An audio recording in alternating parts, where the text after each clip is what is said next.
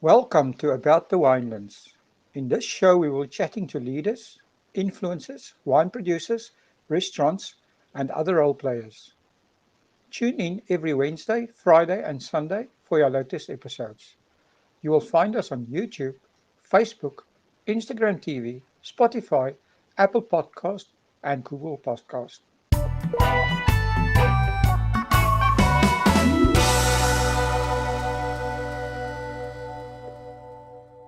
Hi, everyone, and welcome to About the Winelands. Today I'm speaking to possibly the most famous winemaker in South Africa, Charles Back. Pleased to meet you, Charles, and thank you for joining us on About the Winelands. Hi, my pleasure. Nice chatting to all of you. It's our pleasure having you here.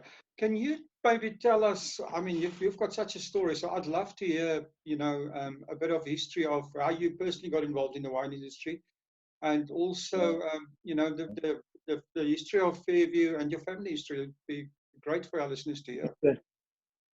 Okay, it's quite a long history, obviously stretching back to about 1693, when Fairview was first granted to the first freeburger or settler in the area.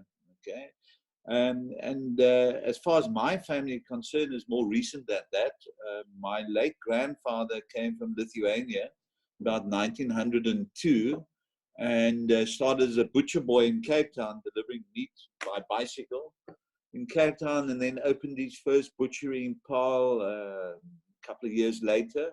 And whilst at the butchery in Paarl, near Paarl Station, he met a lot of the local farmers and became intensely interested in viticulture and farming and agriculture in general.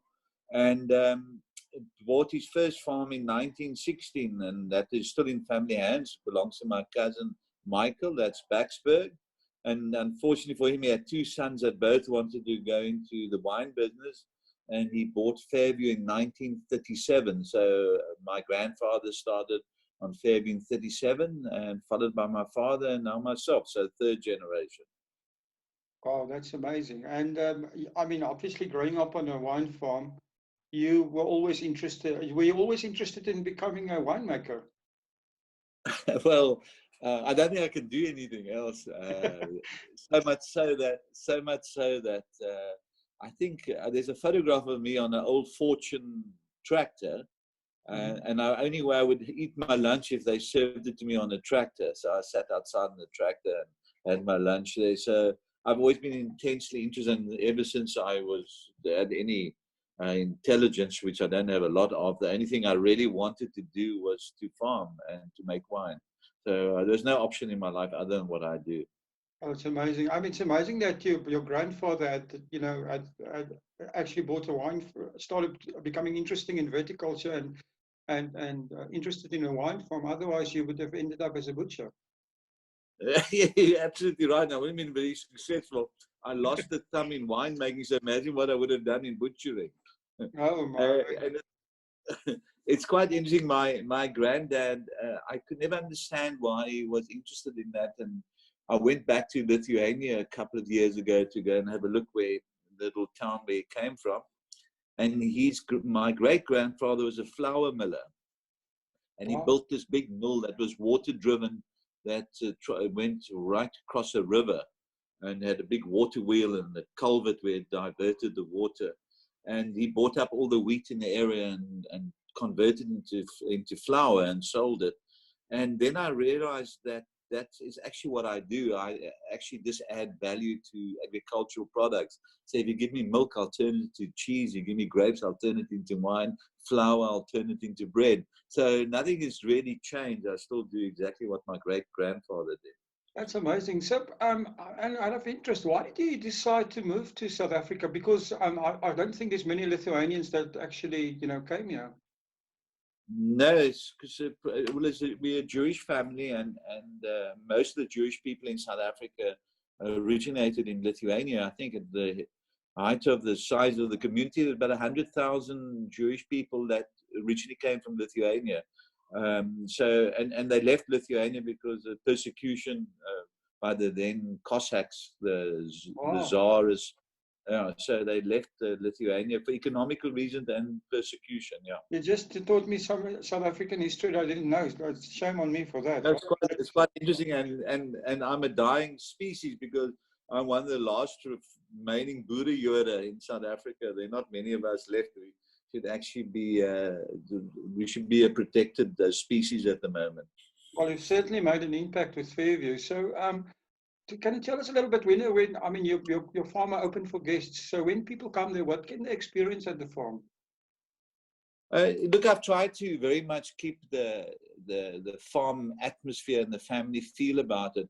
And my late mother worked in the tasting room, and her big thing was customer service. We always believed that we're in service of our customers and try and give them the best possible experience and give them the best possible products at the best possible price. And I've just stuck to those basic principles. So what you can expect if you arrive at Fairview is a warm family welcome, and all our staff are one big family, and we have the certain values that we all stick to. It's customer service, integrity, and authenticity, and those are the things that I stick to.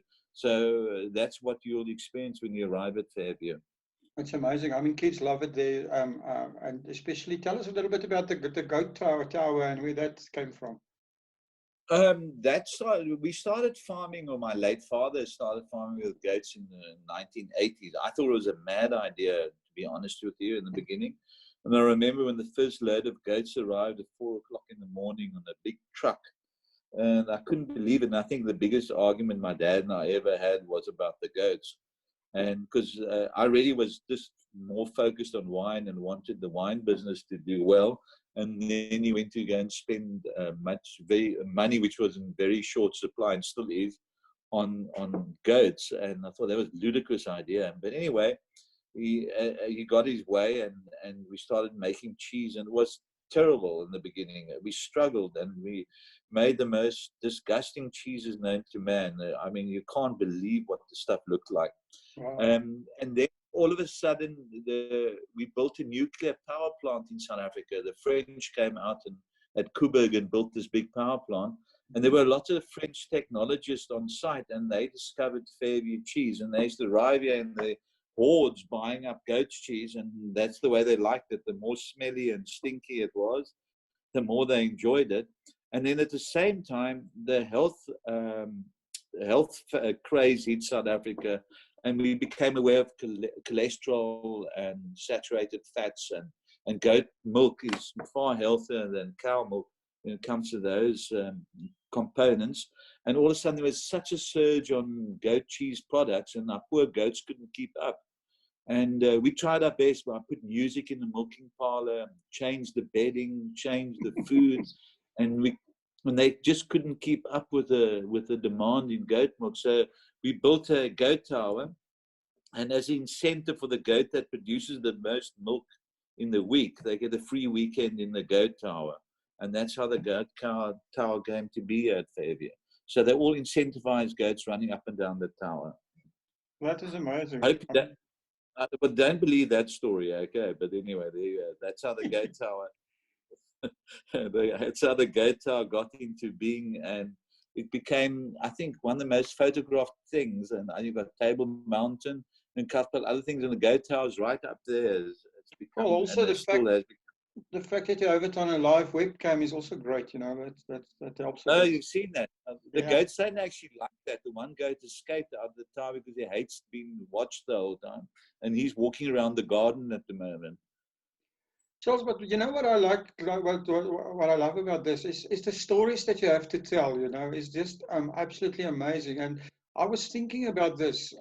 You were saying that you're one of the last Boere Jode in South Africa and stuff like that.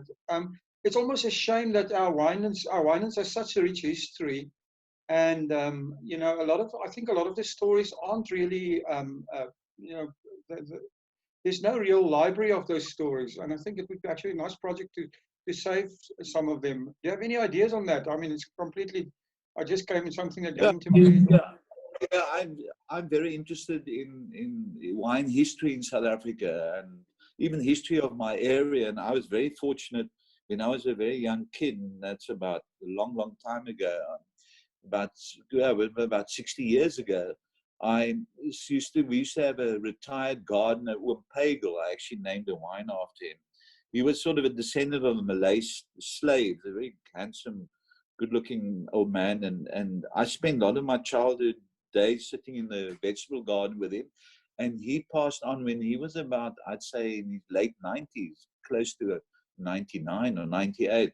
And he used to come every day, and he used to come sit there. My mother used to give him a nice sandwich and coffee in the morning, and they used to have a chat in the morning sun. And I used to sit, and I had the privilege of listening to his stories that then must have dated back, say, 70 years, and that's 60 years ago. So I've got a real insight into the area, the people, and the history of this area. And I agree with you. There's so much of this information that's actually it's lost today, and we must try and do something about capturing a lot of that. And there's such interesting stories, and I think there's a book to be written here for sure. I'm pretty sure about that. So it's some project that I'm really interested in in future.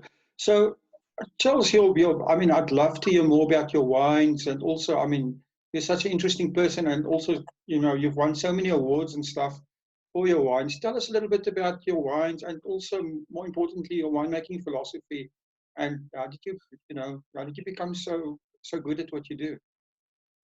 No, smoke and mirrors.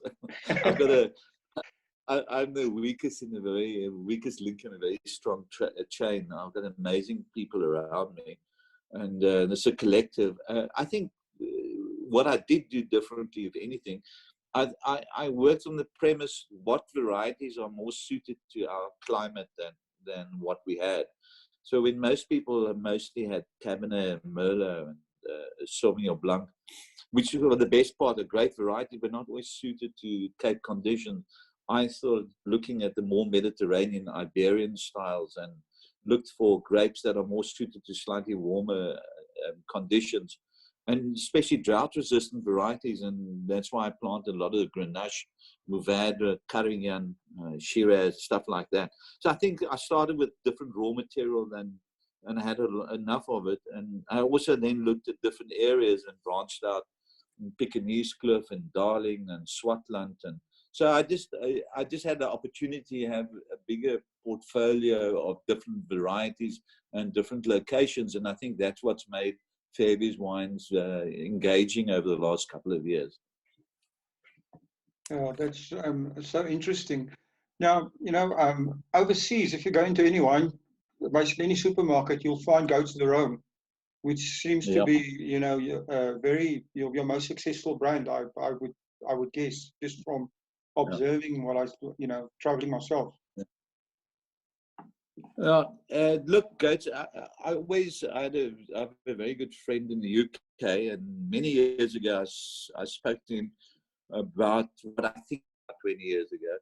And I told him that I think that's a type of style of wine that will suit South African conditions the best from a production perspective, as well as a consistency of quality over different vintages.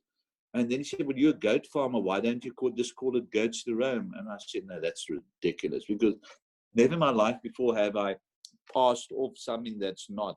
And that was a bit cheeky, I thought, at that stage. And I sat on the idea for about 2 years. And then I thought, you know what?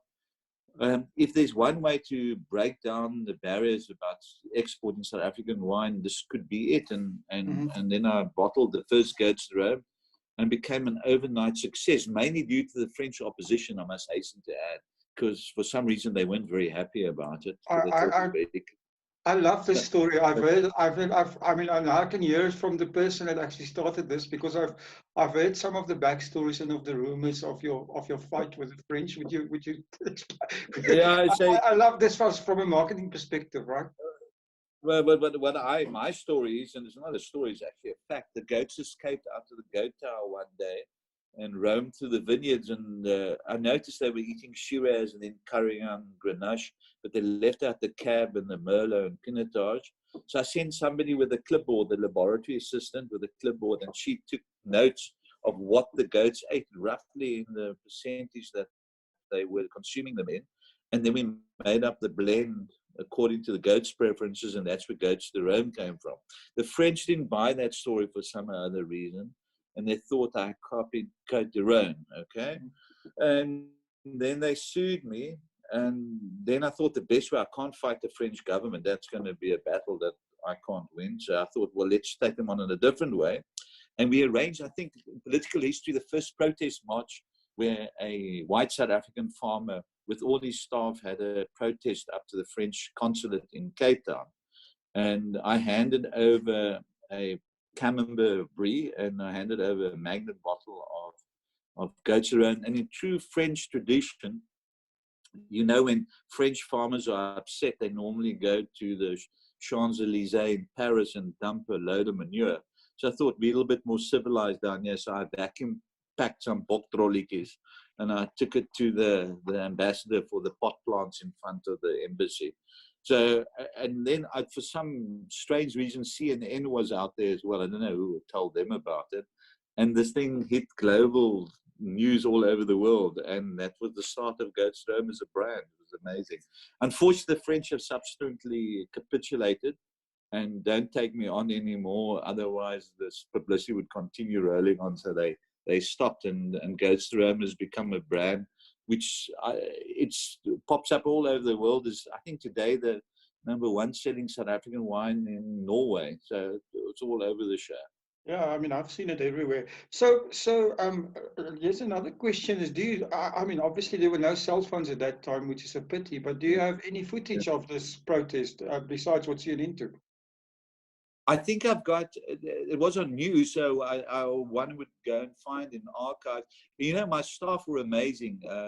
They composed struggle songs, and they danced, and they had a struggle. You won't get our goat or something like that. I can't remember. It was really amazing thing, and was a great team building exercise as well. I know there would be camera footage of it. I don't know about video. I will try and see if I've got it in the archives. I definitely need to come and talk to you about that, because you know that story could be told even more. I think I love it. So Charles, I mean, your wines are sold all over the world, I assume, right? Can you tell us a little bit more about your export business? Well, we export to, I think, most continents and countries. That anywhere I can find a potential wine buyer, I would sell wine to. Obviously, the England and America and Canada and Scandinavia were the more important ones. But I think that our future is going to possibly be in Africa, and we are really gearing up to servicing Africa as a continent. Obviously, with this COVID impasse, it slowed down a whole lot of our plans that we had. But I think in the future, we'll see Africa emerging as a big market for South African wine. I've heard from other producers that they also find there's a little bit of a premium price in Africa for South African wines. Yeah, I think we're proudly African, and I do believe when tourism comes back, Africa is going to be one of the more sought after destinations, because we've got a hell of a lot to offer the tourists. So I do believe that focus should be given to our continent and at home. I mean, Johannesburg is still the biggest market for South African wine, and we still got potential market in South Africa that hasn't been exploited properly yet. Well, if we just convert a small percentage of our beer drinkers to wine drinkers, we might. Oh, absolutely. Yeah. So, well, I mean, I've heard that since I've been in the wine business. Unfortunately, that's been 42 years, and it hasn't happened yet. Hopefully, it does happen in my lifetime. well, we'll see. So, you have a wine club at Fairview. How does that work? You know that the wine club is actually just what I call retaining connectivity. We have a vast number of visitors fortunate to come and visit Fairview every year, and we give an incentive to the purchase of wine if you join the wine club. And the reason why I do it is that I want to retain the connectivity, and I make a lot of wines that are only sold on the property or online. And I enjoy doing that because there's small batches that we've got a range called Blomkool, which is the original name of Fairview. It used to be called Bloemkoolsfontein. And we actually call the range of wine Blomkool, and we make it from recycled paper, the label, and in the label is embedded cauliflower seeds for recycling. And so it's a whole nice story, telling the story of the history of Fairview. But that gives the winemakers complete freedom to go and do whatever they want to do. So you would have the most obscure varieties made in the most obscure way, natural wine on the skins, different varieties, blend. So I allowed that to happen, and that we only sell on the farm, and that become immensely popular. And we also only sell that online. And then in addition to that, I've got a range called Broken Barrel, which is a batch system where we make, every vintage we make one wine that is unique to that vintage. And after the vintage, after the wine's bottled, we design a label that depicts the whole story that we're trying to tell in the product. And we break the mold or break the barrel, and we never do it again. And that's become immensely popular. It's our #1 selling wine today, actually.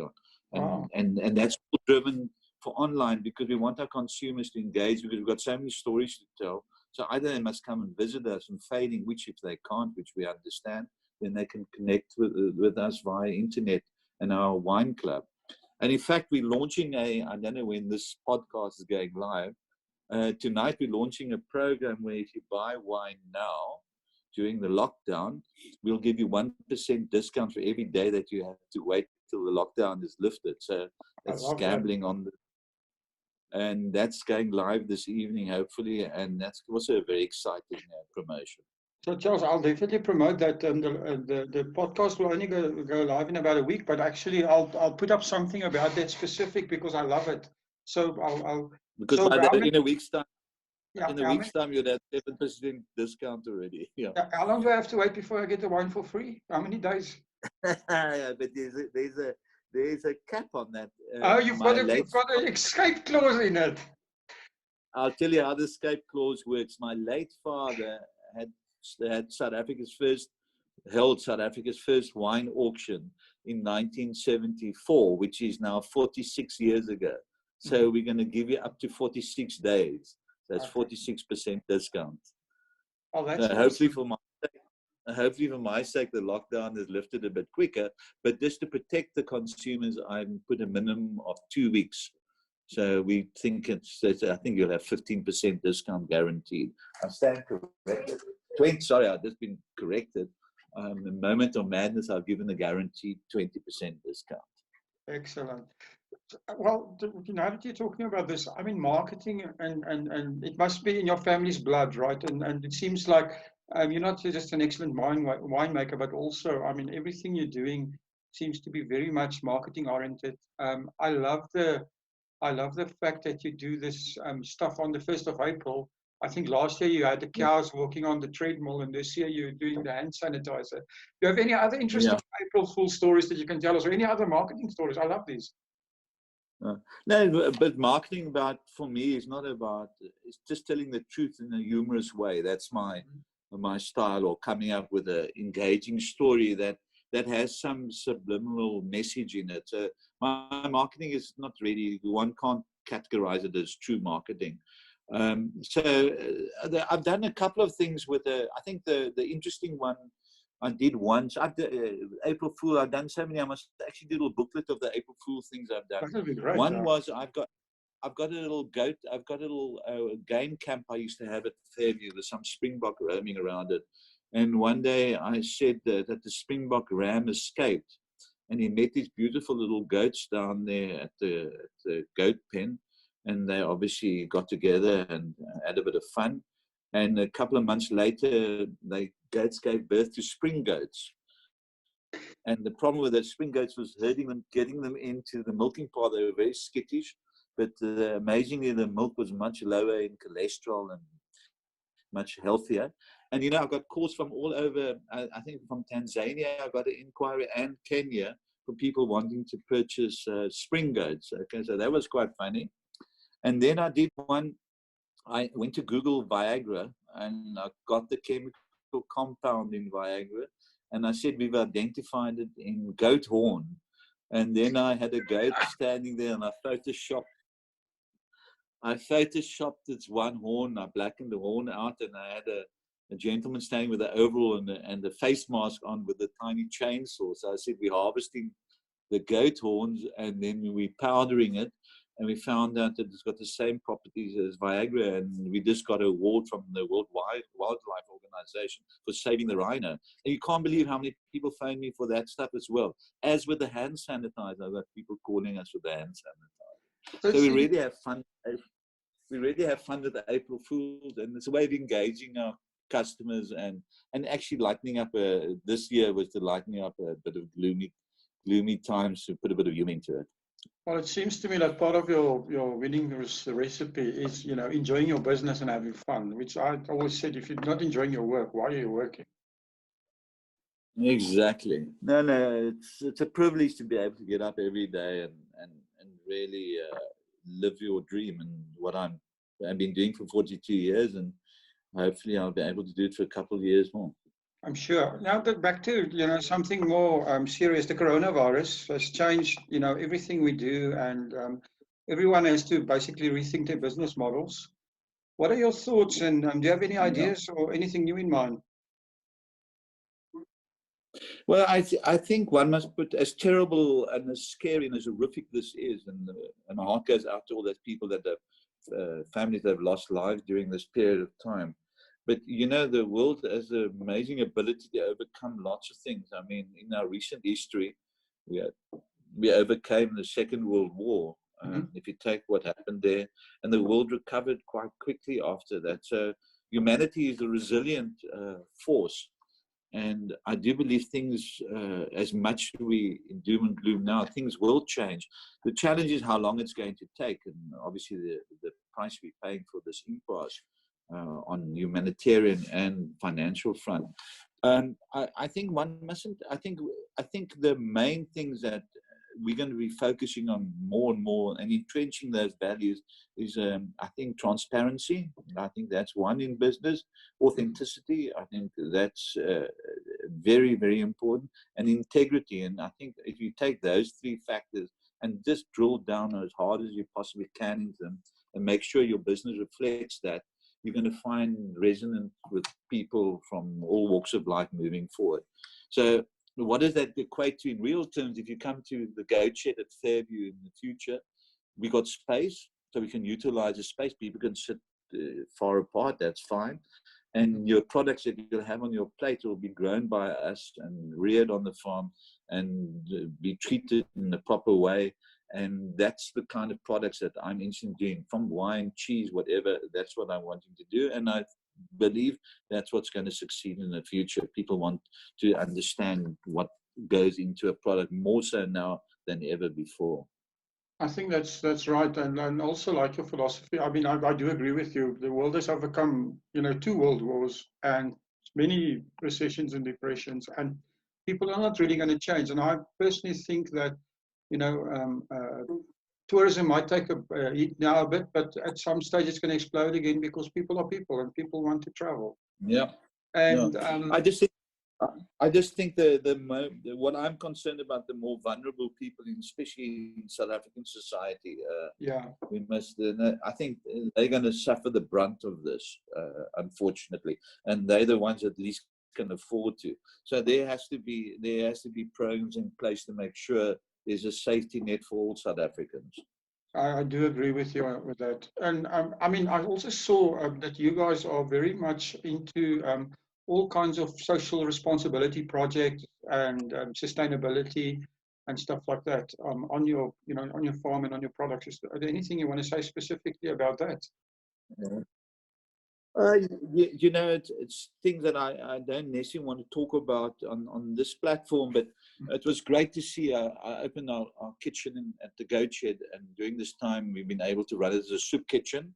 And I don't know how many thousand meals we've served already, but we really try our best on that front. And it's very easy to do it. It sounds like it's a big commitment. It's actually so simple, because we have so much bones coming out of our butchery after, and we can boil them up and make a nice broth, and then using beans as a nice form of protein, and potatoes that people donate to us. And then you can make a wholesome, hearty meal for somebody. So it's easy things to do. So that's easy. But the more difficult things are that Fairview, all my vineyards I own. We're different to most other wineries where we own most of our own vineyards rather than buying grapes. and all the grapes are produced are fair trade accredited, which is quite a difficult standard to get to. And that just guarantees the consumer that he or she will know that everything that we've done has been socially correct and done in the correct fashion, right throughout labor management, everything, human resources, the whole lot. So I think that's important. The second thing that I think is equally important is looking after environment. And we're just in throes of converting our whole spicewood wine farm, not the destination, the farm in the Swartland to organic. I think our first organic wines will come out next year. So we in year 2 or year 3 of the third year of conversion. And then we also embarked upon a very interesting project of natural winemaking at Spicewood, where we imported these clay pots called quevries from Georgia, former part of Russia, where we make natural wines in. And we launched our first products, I think last vintage was under the label Spicewood Obscura. And we imported 10 clay pots last year, another 10. So you've got about 20 pots, roughly making up 20,000 liters of natural winemaking that we'll be doing yearly now from organically grown grapes. And I think very much that's the way in the future we will most probably convert Fairview this after we finish Spice It, and I think that's the way to go. Oh, that's awesome.